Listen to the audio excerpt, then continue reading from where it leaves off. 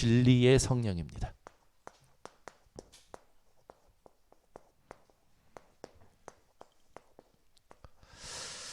우리가 성령을 받지 못했다면 굉장히 많은 부분에 문제가 되겠죠.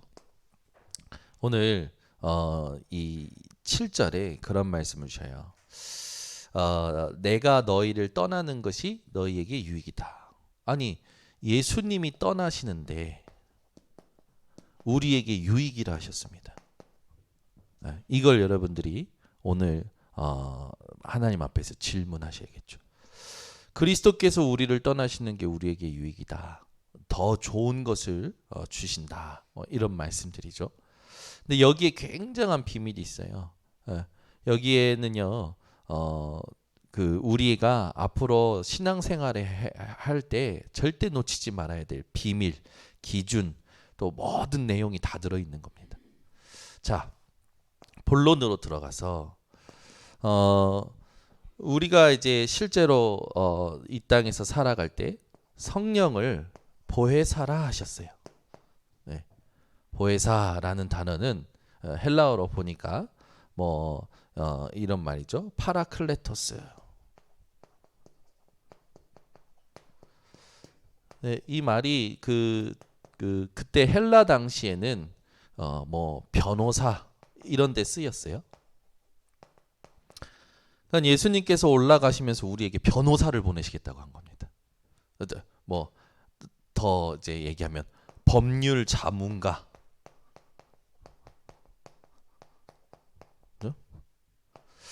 네, 살면서 어떤 문제 당할 때 법을 잘 알고 있는 사람이 내 옆에만 있어도 참 힘이 되더라고요. 법을 잘 아는 사람이. 그래서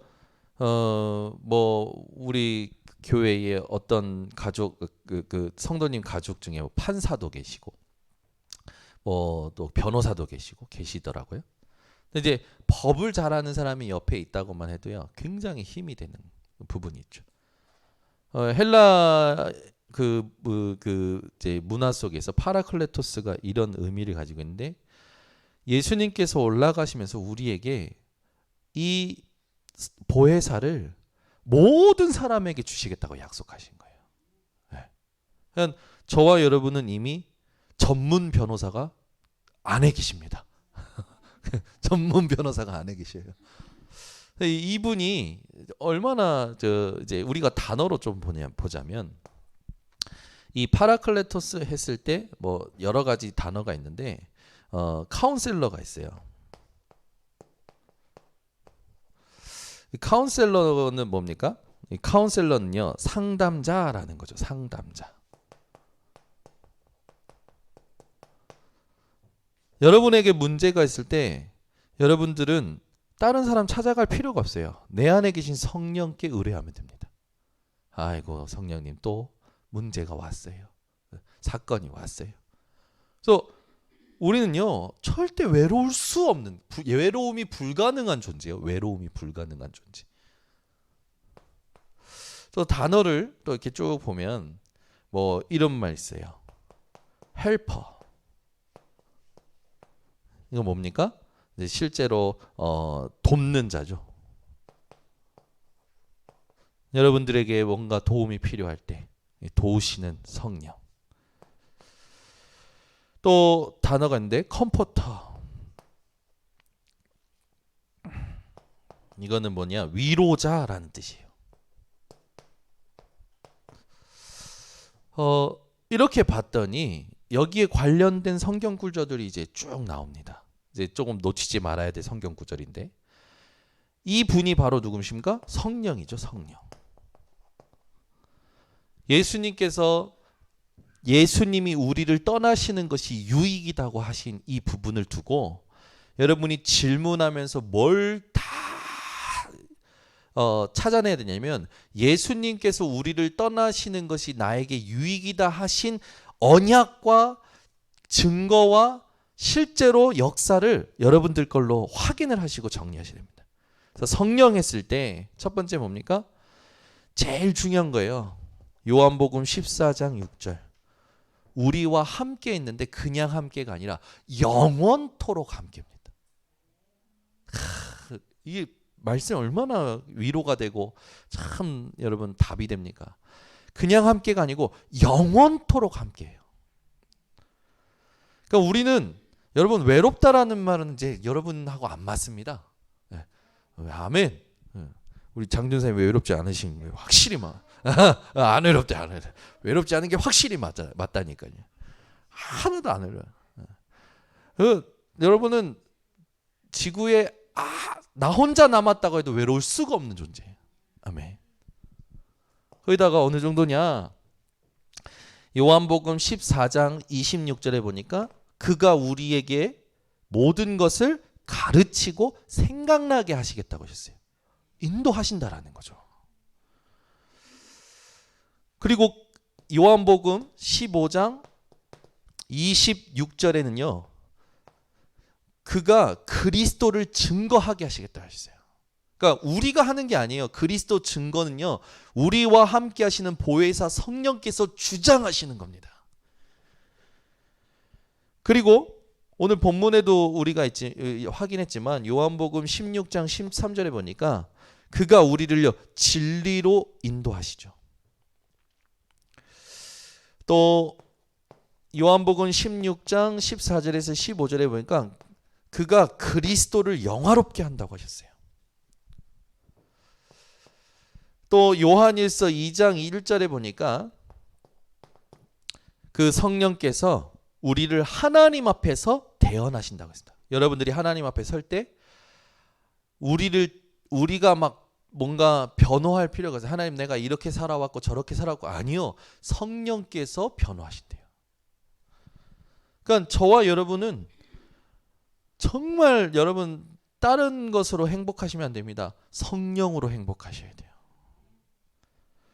그래서 로마서 8장 26절 얼마만큼 우리에게 얼마만큼 이 성령이 집중하고 계시냐? 우리의 연약함을 도우시는데요. 말할 수 없는 탄식으로 우리를 위하여 기도하고 계십니다. 내 안에 계신 보혜사 성령께서 나의 연약함을 도우시기 위해서 말할 수 없는 탄식으로. 그러면 여러분 더 이상 내게 중보 기도 필요 없는 거예요. 어떻게 보면. 누구에게 기도 요청할 필요도 없어요. 왜? 하나님이 하시고 그리스도께서 하시고 성령께서 하시기 때문에 이 어떤 중보 기도할 내용들 앞에 내가 하나님의 뜻을 찾고 하나님의 계획을 찾으면 우리는요. 완전한 자립된 삶을 살 수가 있는 거죠. 그래서 더 이상 저와 여러분요. 힘들어할 필요도 없고 뭔가 시기할 필요도 없습니다. 우리에겐 이유가 없어요. 그래서 성령 때문에. 이 성령 때문에 우리에게 예수님께서 말씀하신 거예요. 뭡니까? 요한복음 14장 12절에서 17절에 보면요. 이 성령에 대해서 얘기하시면서 이 성령으로 말미암아 나보다 더 큰 일을 하리라. 저는 이 성령 때문에 가능하다고 생각합니다. 예수님보다 더 큰 일을 하리라. 너무 겸손해서 아멘도 없고 숨소리도 안 쉬어지는 게 같고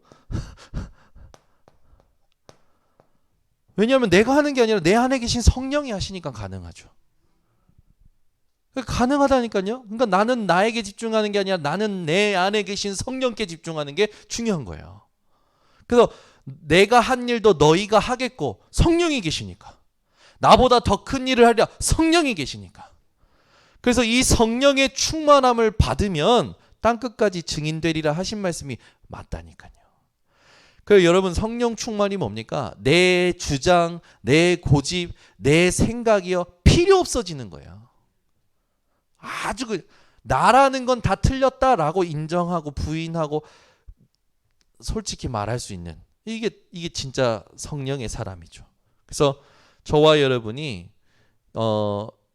새로운 시작과 새로운 시대를 두고 요 응답을 받아야 돼요. 그래서 늘 여러분들이 성령 충만을 놓고 기도하시기를 바랍니다. 그래서 중요한 두 번째가 뭐냐면 저 보혜사 성령을 통해서 분명히 뭐랍니까? 우리를 진리로 이끄신다고 하셨어요. 그러면 분명히 우리에게 정답,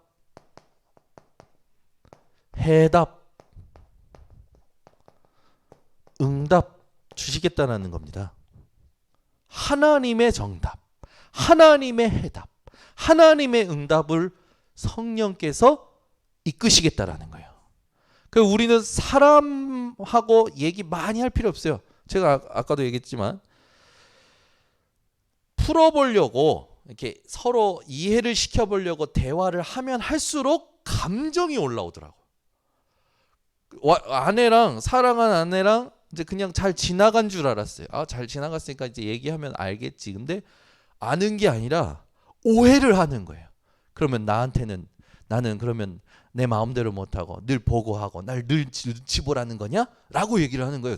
아니 그 말이 아니고 그냥 소통을 해달라고 하는 거지. 그 말이 그 말 아니야? 라고 얘기를 그러면 제가 그러면서 진짜 나도 이제 내 입장에서 얘기하는 거예요. 이게 뭐 하자는 거야. 대화를 하면 할수록 감정이 올라와. 대화를 하면 할수록 내 생각이 올라와. 대화가 됩니까? 대화로 답이 안 돼요. 대화로 안 되기 때문에 하나님이 주신 겁니다. 성령으로. 여러분은 성령을 통해서 하나님의 정답, 하나님의 해답, 하나님의 응답 받아버리면 대화 안 해도 양보하고 수용하고 초월하고 그 다음 것을 향해서 갈 수 있는 거예요. 굳이 그런 걸 막 풀어서 알아달라느니 알아주느니 할 필요도 없어요. 옛날에 이랬지 그랬지 서로. 그건요 오히려 우리 수준을요 하나님께서 우리를 성령의 사람으로 완전히 우리를 영원한 존재로 축복하셨는데 우리가 스스로 땅에 있는 지체 속으로 세상 것으로 들어가는 거예요. 그래서 여러분들은 왜 대화가 안 된다면 멈추고 하나님의 정답, 하나님의 해답, 하나님의 응답으로 대화 안 해도 될 만큼 답을 얻어버리셔야 됩니다. 그걸 성령께서 하시는 거예요. 그렇게 되면 그 사람이 그렇게 집중하는 가운데 그 사람은요 계속 체질돼서 응답받지만 그걸요 옆에 있는 사람이 보고 따라온다니까. 안 보는 것 같은데 따라와요. 신기해요. 처음에 소통 안 되는 것 같은데 따라와요. 그래서 여러분들은요 어떤 것에도 이렇게 영향받지 말고 하나님의 정답, 하나님의 해답, 하나님의 응답으로 이끄시는 성령께 의뢰하시기 바랍니다. 변호사에게 의뢰를 해야 변호사가 신경을 써주지. 법률 자문가에게 의뢰를 해야 법률 자문가가 자문을 해주시지. 성령께 의뢰도 안 해. 내 생각 속에 있어. 내 경험과 내 어떤 수준 가지고 계속 그냥 스스로 힘들어지는 거죠. 여러분 힘 빠지는 이상한 행동, 이상한 생각을 멈추시고 오늘부터 생각의 시간을 정복하는 기도의 망대를 세우셔야 됩니다. 모든 생각을요 하나님의 위로로 확인하는 그 진정한 위로의 망대를 세우셔야 돼요. 그래서 이게 하나님께서 세상 따라가지 말고 위로의 망대를 세우고 그 비밀이 진리의 성령임을 1부, 2부, 3부를 통해서 말씀이 연결되도록 오늘 답을 주시는 겁니다. 그래서 저는 1부, 2부, 3부가 전부 연결되는 거예요. 말씀이. 이 진리의 성령이 원래 3주 전에 하려고 했는데 위임식 때문에 못했죠. 야유회 때문에 못했죠. 근데 오늘 그 위로의 망대하고 탁 맞아지는 거야. 그렇지. 그래서 저는 하나님이 이끄시는 걸 하나씩 확인할 때마다 참 감사합니다. 자, 그리고 이 진리의 성령께서 우리가 본문에서 하겠지만 뭘 알리신다고요? 장래 일을 알리신다고요. 미래 아닙니까? 우리의 미래를 지금 하나님이요 메신저를 통해서 알려주시잖아요. 주의 말씀을 묵상하고 전도운동을 통해 가는 메신저, 하나님의 종을 통해서 메시지가 계속 나오는 거잖아요. 그래서 우리는 말씀을 놓치면, 메시지를 놓치면 다 놓치는 겁니다. 네. 메신저를 통해서 하나님이 주시는 메시지를 놓치면 다 놓쳐요. 그 메시지를 여러분들이 뭐 하셔야 되냐면 그냥 보시면 안 되고 정확히 확인해야 돼요. 정확히 확인하는 게 중요합니다. 그 문자도요 제대로 안 보면 오해예요. 오해. 내가 보고 싶은 대로만 보면 안 돼요. 정확히 읽어보고 어떤 의미인지를 확인을 해야 돼요. 그러니까 빨리 이렇게 막 삶이 빨리 살다 보면은 문자를 제대로 확인 못해서 막 실수하는 일들이 일어나요. 저는 이렇게 우리 사역하다 보면 사역자들이 자기 사역이 바쁘다 보니까 메시지를 정확히 확인 안 하고 그냥 막 자기 생각대로 갈 때 이제 오해가 생기고 해프닝이 생기잖아요. 참 재밌는 일들이 많았어요. 여러분들이요, 하나님이 주시는 메시지를 정확히 확인하는 게 기도 중에 기도입니다. 이게 기도예요. 제가 아까도 얘기했지만 하나님의 뜻을 가지고 축구를 하는 게 기도 중에 기도지, 내 생각을 하고 또 하고 또 하고 그 속에서 기도를 또 하고 또 하고 또 하면서 할수록 시간은, 기도하는 시간은 많지만 생각하는 시간도 많지만 결국 하나님과 맞지 않기 때문에 헛수고하게 되고 고행하게 되고 이제 힘들어지는 겁니다. 우리 3부에 계신 우리 오직 유일성 재창조 시스템이 될 우리 성도님들은 말 그대로 진리의 성령을 누리는 삶이 회복되시기 바랍니다. 그래서 결론을 내자면 오후에는 완전히 뭐가 돼야 되냐면 훈련이 되어져야 돼요. 훈련. 주일 오후에 훈련이 될 수 있도록 해야 되는데, 첫 번째는 뭐냐면 성경을 통해서 그리스도가 발견이 돼야 됩니다. 성경을 통해서 그리스도가 발견이 돼야 돼요. 그리고 더 중요한 게 있어요. 성경을 통해서 내가 죄인임이 발견이 돼야 돼요. 말씀을 통해서. 그 세 번째는 뭐냐? 그래서 하나님의 은혜가 확인이 돼야 됩니다. 이게 우리가 지금 회복해야 될 중요한 부분이에요. 그래서 이걸 두고 계속 기도 중이에요. 기도 중이에요. 그냥 막 하는 게 아니라 기도하면서 한 명 한 명 지금 보는 겁니다. 그래서 이걸 위해서 지금 이 훈련, 주일 오후 훈련을 두고 캠프를 지금 계속 하나님이 하게 하시면서 어떤 훈련을 시켜야 될지 지금 찾아내고 있죠. 그래서 뭔가 만들어진 것을 하려고 했는데 기도하면 기도할수록 집회 가서 메시지 들으면 들을수록 아니야. 그래서 딜레이. 하나님이 원하시는 것이라는 확인이 딱 되면 시작을 하겠는데 확인이 안 돼. 뭔가 좋은 어떤 그림을 보고 좋은 시스템을 보고 그걸 우리 교회에다 적용하려고 하는데 하나님이 원하시지 않는 게 계속 느껴질 때 조금 답답할 때가 있었거든요. 근데 그게 아니고 오히려 그게 훨씬 더 유익하다. 그래서 현장에서 확인돼서 오는 그런 응답을 받아야 되는 거죠. 그래서 우리 교회 훈련으로 갈 때 가장 중요한 게 뭐냐면 현장의 필요를 채울 수 있는 훈련이 돼야 됩니다. 그죠? 아니 현장에 필요가 없는데, 개인에게 필요가 없는 거 아무리 좁아야 그거는 말하자면 헛수고 하는 거예요. 헛수고. 네. 아이들을 돕는다고 해가지고 처음부터 과자 사주고 이러면 오히려 거지근성을 길러요. 이 아이에게 필요한 부분을 보고 그 절대 필요를 보면서 이 아이가 어느 정도 그 부분에 대한 메시지가 되어질 때 선물을 사주거나 동기를 유발할 수 있도록 진짜 믿음의 동기를 줄 수 있는 이런 것들로 채워주는 게 필요하죠. 그래서 우리가 밥 퍼주는 식으로 말하자면 훈련을 하거나 밥 퍼주는 식으로 전도해서는 안 되죠. 현장에서 절대로 필요로 하는 것이 와서 교회에서 시스템이 돼야 됩니다. 그래서 중요한 분들이 누구냐면 교역자보다 더 중요한 게 중직자예요. 보니까 류치영 목사님 교회 가서 이렇게 쭉 보고 이렇게 류치영 목사님 교회를 이렇게 성장한 걸 보니까 교역자로 인해서 성장한 게 절대 아니에요. 그래서 그런지 교회가 엄청 단단해요. 주로 누굴 통해서 성장했냐면 중직자를 통해 성장했어요. 그래서 주일 오후에 훈련을 누가 시키냐면 중직자가 시키더라고요.